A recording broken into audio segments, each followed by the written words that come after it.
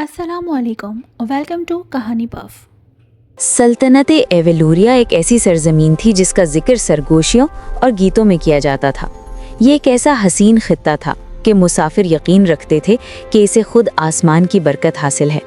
दूर तक फैले ज़मुरदी मैदान खुले आसमान के नीचे चमकते थे, जहाँ हर तरफ जंगली फूल खिले रहते, कहीं सुर्ख, कहीं नीले, कहीं सुनहरी और कहीं हल्के बनफशी रंगों में। शफाफ नदी नाले नरमी से ज़मीन पर बल खाते बहते, उनका पानी गोया गुनगुनाता हुआ झीलों में जा मिलता, जो आईनों की तरह आसमान का अक्स दिखाती। सल्तनत की सरहदों पर कदीम दरख्त सर उठाए खड़े थे, जिनके पत्तों से सूरज की रोशनी छल कर पड़ती तो वो चमक उठते, और परिंदों की आवाज़ें फ़िज़ा में ऐसी घुल जाती जैसे दुआएं हों। एवेलूरिया में मोहब्बत और हमदर्दी कोई नायाब खूबियाँ न थीं, बल्कि रोज़मर्रा ज़िंदगी की बुनियाद थीं। हमसाए एक दूसरे का ख्याल रखते, अजनबियों को अपनायत से खुशामदीद कहा जाता और नेकी एक दिल से दूसरे दिल तक सांस की तरह आसानी से मुंतकिल होती। ये एक ऐसी ज़मीन थी जहाँ कहे बेरोक टोक गूंजते और गम बांटा जाता, ताकि हर बोझ हल्का हो जाए। इस अजीम सल्तनत के ऐन मरकज़ में सफ़ेद पत्थरों और सुनहरी मीनारों से सजा एक शानदार महल खड़ा था, जो बादशाह थेरून का घर था।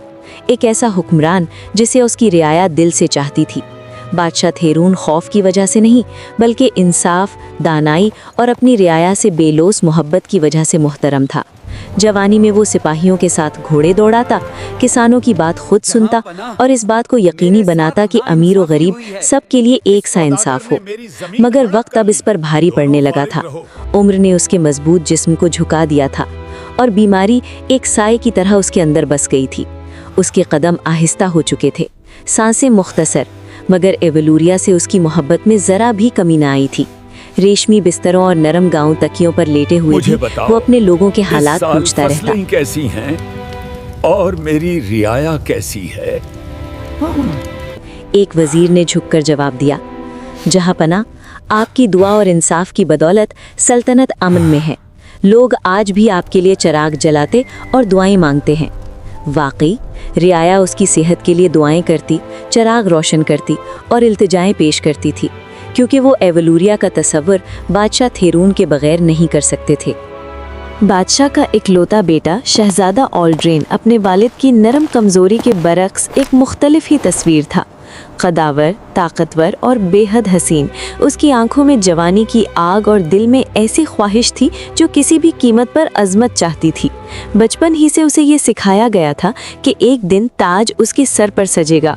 बादशाह थेरौन अपने बेटे की बेचैन फितरत से बखूबी वाकिफ था, इसीलिए उसने एक दिन दरबार आम में ऐलान किया, बादशाह थेरौन, ताज विरासत में नहीं मिलेगा। जो भी एवेलोरिया का हुक्मरान बनेगा उसे अपनी बहादुरी, बेखौफी और आवाम से मोहब्बत साबित करना होगी। ताज सिर्फ सर पर नहीं पहना जाता, उसकी जिम्मेदारी भी होती है और उसे निभाना भी होता है। दरबार में खामोशी छा गई। शहजादा ऑल्ड्रेन ने एक कदम आगे बढ़कर कहा, अब्बा जान, क्या आपको मेरे हौसले और ताकत पर यकीन नहीं? बादशाह ने शफकत भरी निगाहों से अपने बेटे को देखा और आहिस्ता से मुस्कुरा कर कहा, बादशाह थेरौन, मुझे तुम्हारी ताकत पर शक नहीं मेरे बेटे, मगर याद रखो, ताज सिर्फ सर पर नहीं पहना जाता, इसे दिल पर उठाया जाता है। ये अल्फाज एवेलूरिया की तारीख में गूंज बनकर रह गए, क्योंकि आने वाले दिनों में यही बातें तकदीर का रुख बदलने वाली थीं। मगर ऑल्ड्रेन ने इन अल्फाज को बिल्कुल मुख्तलिफ अंदाज में सुना। उसके नज़दीक तख्त सिर्फ जिम्मेदारी नहीं था, बल्कि किस्मत, ताकत और विरासत था। वो समझता था कि ताज उसका पैदाइशी हक है। एक सुबह महल की भारी फिजा और दरबार की निगाहों से बचने के लिए शहजादा एल्रिन ने अपना घोड़ा लिया और एवेलूरिया से मुल्हिका वसी जंगल की तरफ निकल पड़ा। ये जंगल किसी आम जंगल जैसा न था, ये वहशी, आज़ाद और कदीम जादू से भरा हुआ था। घने दरख्तों की छतरियों से सूरज की रोशनी छन छन कर ज़मीन पर पड़ती और जंगल की ज़मीन पर बदलते हुए सुनहरे नक्श बनाती। फिजा में काई, फूलों और नम मिट्टी की खुशबू रची हुई थी। जानवर बेखौफ घूमते थे और हर जड़, हर शाख में कोई न कोई अनदेखी ताकत धड़क रही थी। यही वो जगह थी जहां खामोशी से एल्रिन की तकदीर बदलने लगी।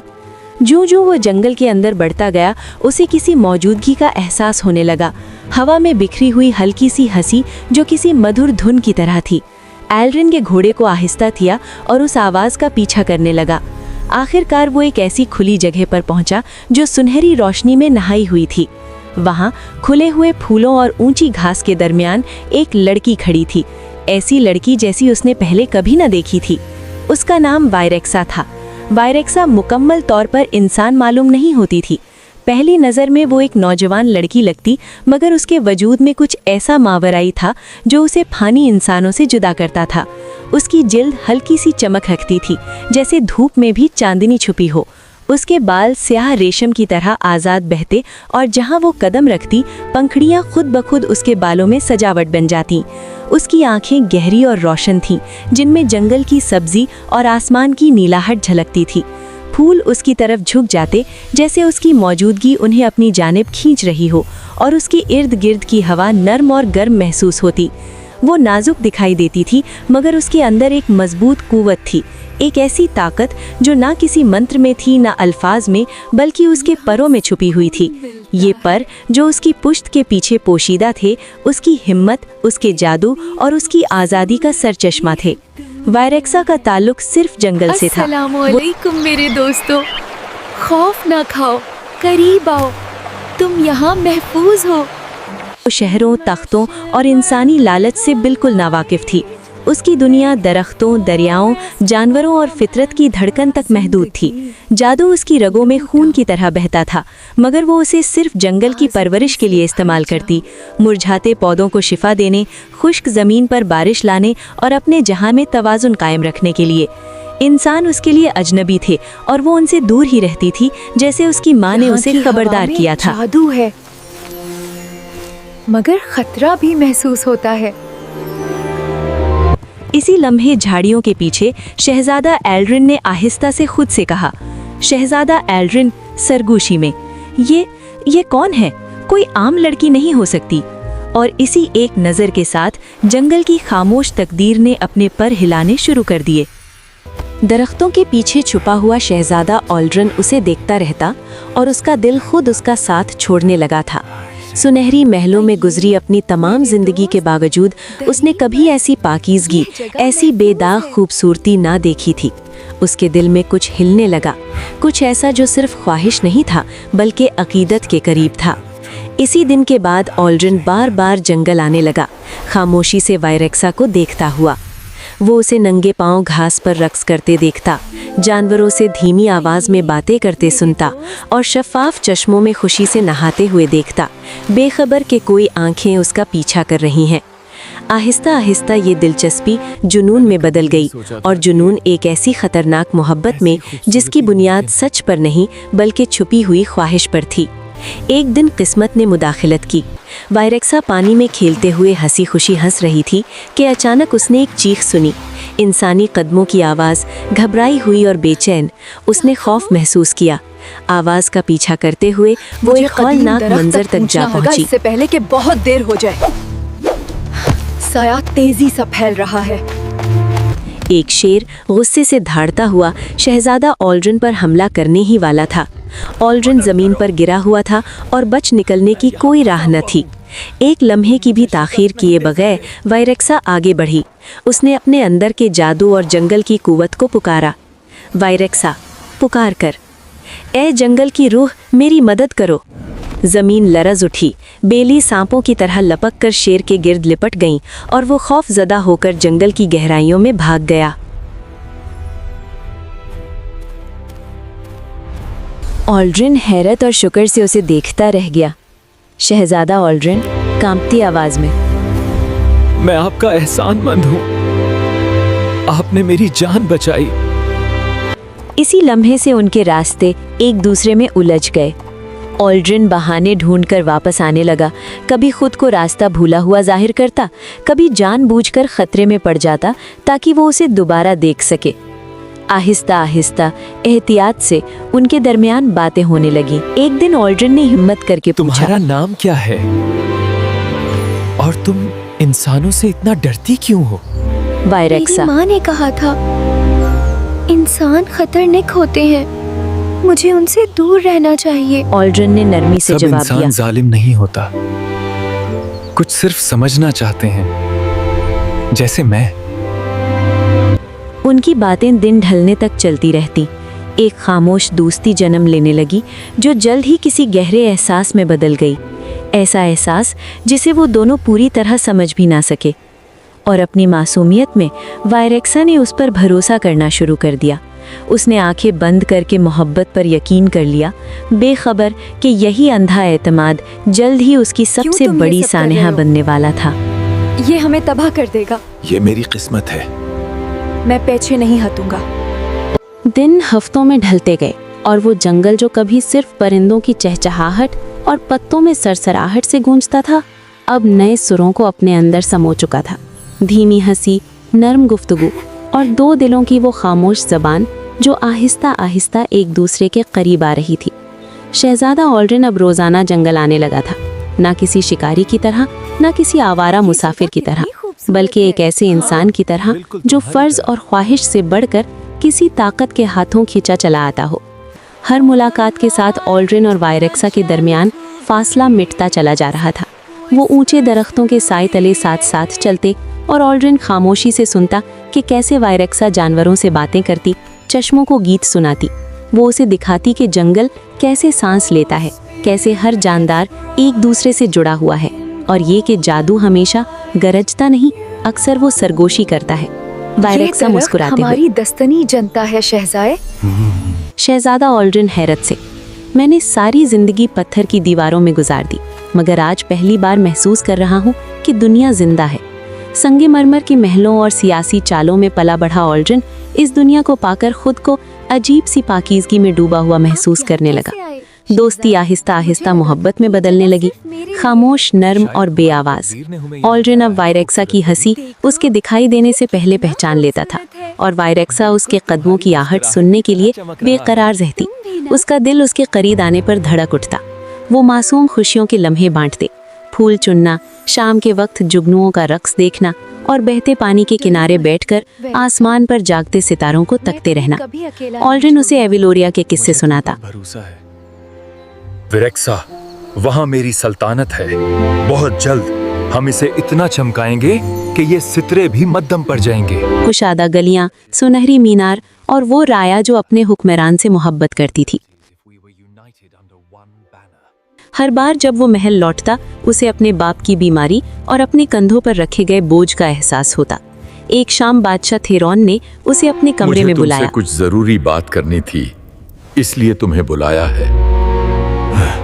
जंगल की रूह के पर मेरे पास लाओ, तब ही मैं जानूंगा कि तुम एविलोरिया पर हुक्मरानी के लिए काफी मजबूत हो। ये अल्फाज ऑल्ड्रिन के दिल में गूंज बनकर उतर गए, और उसी लम्हे मोहब्बत और इक़्तिदार के दरमियान खींची गई लकीर लरजने लगी, क्योंकि वो जंगल की रूह कोई और नहीं, वायरेक्सा थी। ऑल्ड्रिन का दिल जम सा गया। वो बखूबी जानता था कि उसके बाप किसका जिक्र कर रहे हैं, मगर एहतजाज, अफसोस या इनकार के बजाय कमरे में गहरी खामोशी छा गई। ताज का ख्याल, जो अब बस एक कदम के फासले पर था, मोहब्बत और वफादारी की हर आवाज़ को दबा गया। एक लम्हे की भी हिचकिचाहट के बगैर ऑल्ड्रिन ने सर झुका दिया और आजमाइश कबूल कर ली। उसने ना वायरेक्सा की हंसी को याद किया, ना उसके भरोसे को, ना उसकी मासूमियत को। आने वाले तूफान से बेखबर वायरेक्सा हमेशा की तरह जंगल में घूमती रही, खुशियां समेटती रही। जब ऑल्ड्रिन नमूदार हुआ तो वो खुशी से दौड़ती हुई आई और मुस्कुराते हुए उसकी गर्दन में बाहें डाल दी। वायरेक्सा खुशी से, तुम आ गए, मैं तुम्हारा इंतजार कर रही थी। ऑल्ड्रिन ने नरमी से जवाब दिया, अपने इरादों को मानूस अपनायत के पीछे छुपाते हुए। शहजादा ऑल्ड्रिन, मैं तुम्हारे लिए एक तोहफा लाया हूँ मेरी दुनिया से। उसने उसे एक मीठा मशरूब पेश किया। वायरेक्सा ने बगैर किसी शक के पी लिया, क्योंकि वो उस पर मुकम्मल भरोसा करती थी। आहिस्ता आहिस्ता उसकी ताकत कमजोर पड़ने लगी, नजर धुंधलाने लगी और अंधेरा उसके हवास पर छा गया।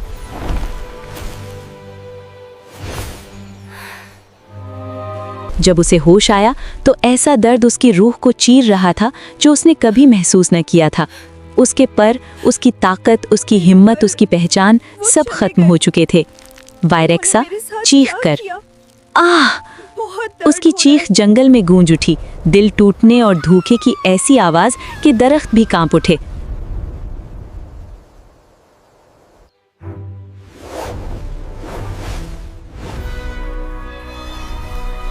ऑल्ड्रिन जा चुका था, उसके पर महल की तरफ ले जा रहा था, जैसे फतह की निशानियां हों। परों के बगैर वायरेक्सा कमजोर, टूटी हुई और तन्हा रह गई। मोहब्बत ने उसे धोखा दिया था और खामोशी अजाब बन चुकी थी। उसकी खूबसूरती मांद पड़ गई, हंसी मर गई और उसके दिल में एक स्याह जज्बा जन्म लेने लगा, इंतकाम। मुझे अब अपना बदला लेना होगा। ये इंसानों ने मेरे साथ अच्छा नहीं किया। बच जाने वाले मामूली से जादू को समेटकर वायरेक्सा ने अपनी सारी ताकत एक जादुई असा में उंडेल दी। अपनी रूह को उससे बांध दिया। ये असा उसका सहारा बना, उसका हथियार और उसके वादे इंतकाम की मोहर। वायरेक्सा दर्द और अज़्म के मेरे साथ। पद शायद चले गए हैं, लेकिन मेरी ताकत अभी बेदार हुई है। अब जंगल मेरे सामने झुकता है। एवोल्रिया में एल्ड्रिन ने पर बादशाह थेरून के सामने पेश किए। दरबार में सन्नाटा छा गया। दरबारी सरगोशियों में ये जंगल की रूह के पर हैं। बादशाह ने भारी आवाज में ऐलान किया, बादशाह थेरून। शहजादे ने अपनी हिम्मत और ताकत साबित कर दी। ताज एल्ड्रिन के सर पर रख दिया गया। कुछ ही अरसे बाद उसकी शादी शहजादी ओरियोन से कर दी गई, जो एक वफादार इत्तेहादी की बेटी थी। महल जश्न से भर गया।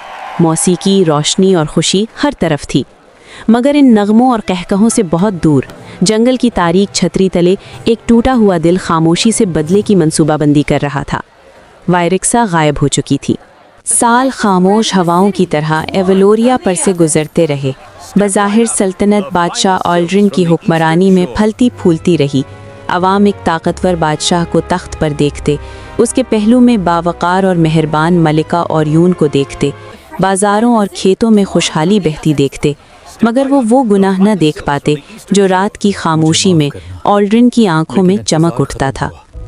मलिका ओरियोन नर्म दिल और शाइस्ता, दानाई से हुक्मरानी करती थी, इस खून के बगैर किए गए जुर्म से बेखबर जिस पर ताज कायम हुआ था। जिंदगी आगे बढ़ती रही जैसा कि वो अक्सर करती है, उन जख्मों से बेनियाज जो भूले बिसरे जंगलों में रह गए थे।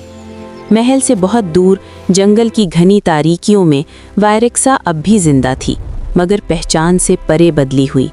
परों के बगैर उसकी मासूम चमक बाकी न रही थी। उसकी खूबसूरती जो कभी खुद ब खुद निखर जाती थी, अब तेज़ और हैबतनाक हो चुकी थी, अंधेरे को चीरती हुई चांदनी की तरह। हंसी मादूम हो चुकी थी, उसकी जगह यादों से बोझल खामोशी ने ले ली थी। वो जंगल जो कभी उसकी निगहदाश्त ने खिलता था, अब उसके दर्द का अक्स बन चुका था।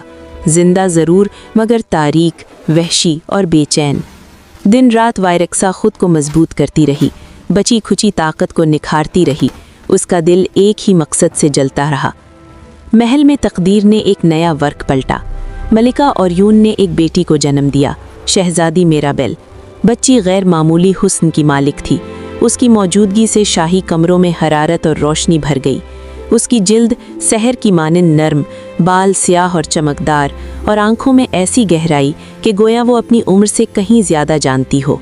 जब वो रोती तो दीवारें भी सुनने लगती, और जब सो जाती तो महल पर सुकून उतर आता। बादशाह ऑल्ड्रिन नम आंखों से, ये मेरी बेटी है। इस लम्हे वो इस मोहब्बत से मगलूब हो गया जिसे उसने कभी न जानी थी। एक पल को उसे लगा कि माजी मिट सकता है, कि खुशी जुर्म की आवाज़ दबा देगी, मगर तकदीर कभी नहीं भूलती। मिराबेल की पैदाइश की रात फिजा अनदेखी जादुई लहरों से कांप उठी। 3 कदीम परियां बच्ची की पाकीज़गी की तरफ खिंची हुई रोशनी की झिलमिलाहट में महल में नमूदार हुई। और खूबसूरती से भर जाए। आप हकमत और वकार के साथ हुकूमत करें।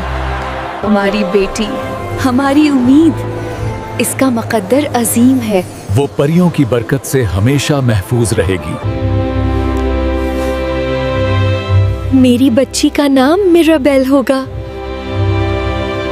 दरबार खुशी से गूंज उठा। शहजादी किस्मत की लाडली है, मगर खुशी नाजुक होती है और साए उस वक्त बढ़ते हैं जब कम से कम उम्मीद हो। अचानक चिरागों की लौ लरज उठी, हवा सर्द हो गई, रोशनियों के बीच अंधेरा फैलने लगा, और उसी अंधेरे से वायरेक्सा आ पहुंची। उसकी आंखें चमक रही थीं, असा जमीन पर टिका हुआ, फिजा उसके कदमों से लरज रही थी। वायरेक्सा गहरे और सर्द लहजे में, बरकतें बांटी जा रही हैं तो एक हिसाब भी सुन लो। दरबार सन्नाटे में डूब गया और तकदीर ने सांस रोक ली। तुम यहाँ कहीं मेरी बच्ची को कोई नुकसान तो नहीं पहुँचाने आए? वो लड़खड़ाता मुझे सजा हुआ दो। आगे बढ़ा और घुटनों के बल गिर मेरी पड़ा। बेटी को नहीं, वो मेरी जिंदगी है। उसकी आंखों से आंसू बहने लगे। मेरी बच्ची ने तुम्हारा क्या बिगाड़ा है? बख्श दो इसे। मगर वायरेक्सा के दिल में जहां कभी मोहब्बत बसी थी, वहां अब दर्द ने घर कर लिया था। उसकी आवाज में सिर्फ नफरत नहीं थी, बल्कि उस शख्स की ठंडी बेरहमी थी जिसके पास खोने को अब कुछ बाकी न रहा हो। वायरेक्सा, मिराबेल की 16वीं सालगिरह पर वो ऐसी नींद सोएगी जो मौत से भी गहरी होगी। कोई जादू, कोई ताकत, कोई दुआ उसे बेदार नहीं कर सकेगी।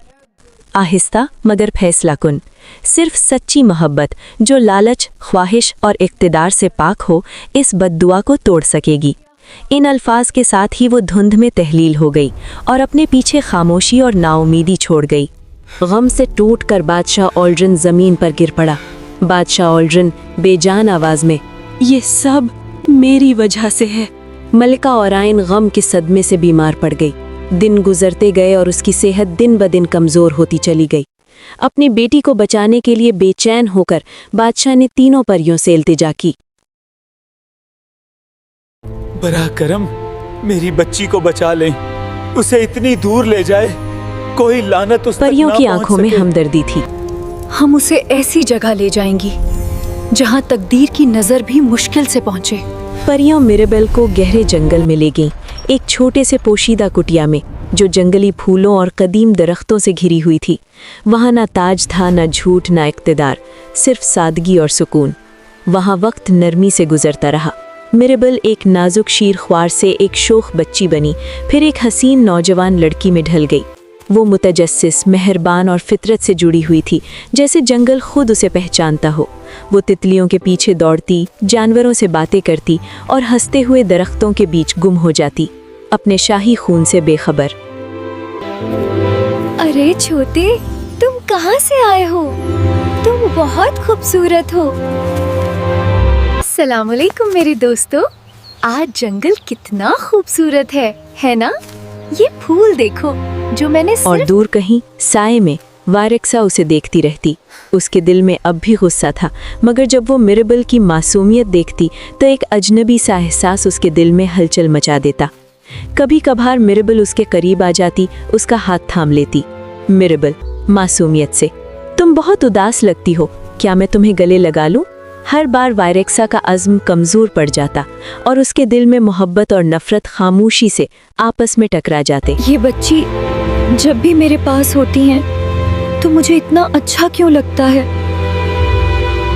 जब मिराबेल 16 बरस की हुई तो वो हुस्न और जहानत का एक नादिर इम्तिजाज बन चुकी थी।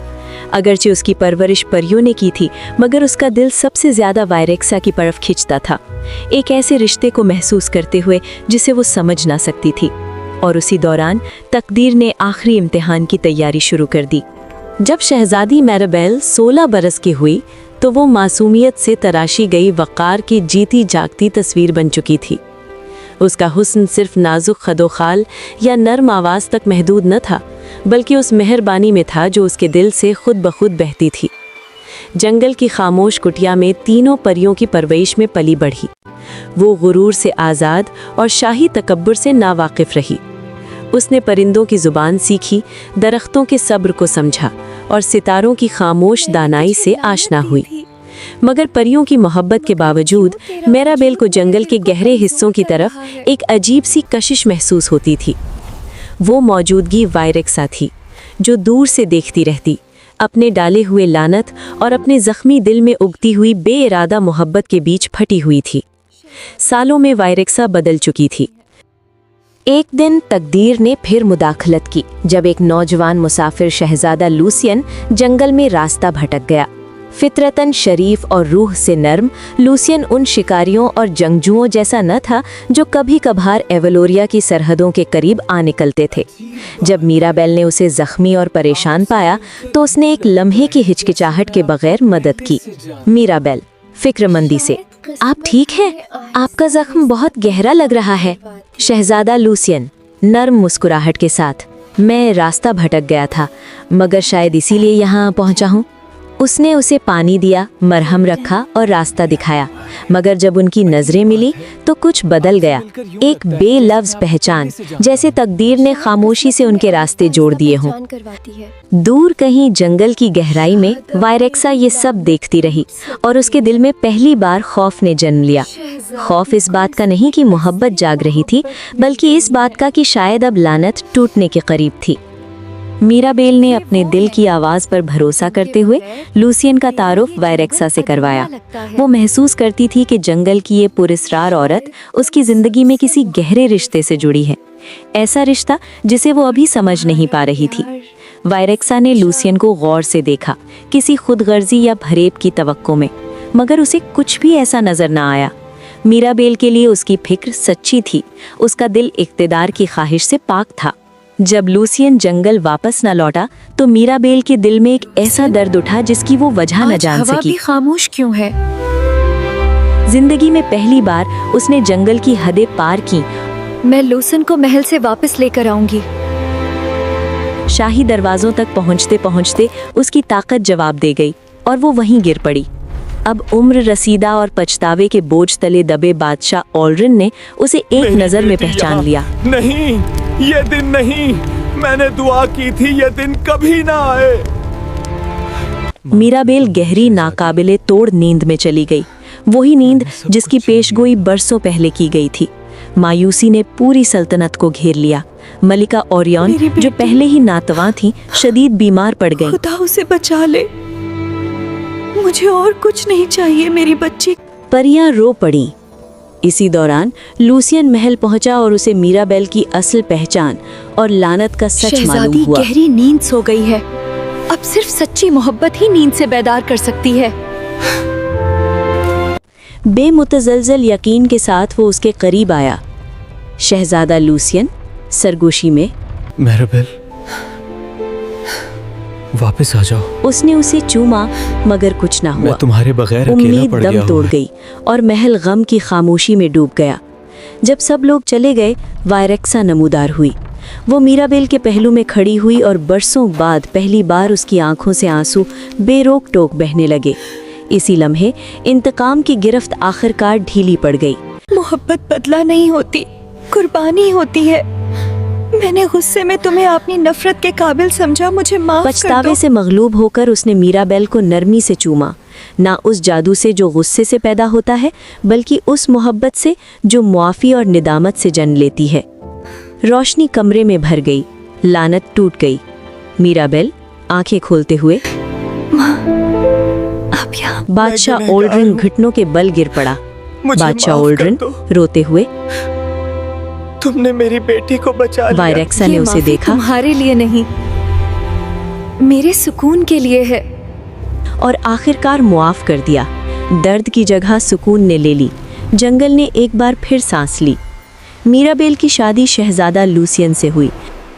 मेरी जिंदगी हमेशा तुम्हारी हिफाजत के लिए है। और मेरा दिल हमेशा तुम्हारे साथ। यूं जंगल और सल्तनत, माजी और मुस्तकबिल एक हो गए और वायरेक्सा नफरत के बंधन से आज़ाद दास्तानों में ढल गई, ना एक विलन के तौर पर, बल्कि मोहब्बत से निजात पाने वाली एक मुहाफिज के तौर पर। यूं एवेलोरिया ने अपना सच्चा अंजाम पाया, ताकत में नहीं, बल्कि मुआफ़ी, मोहब्बत और सच में।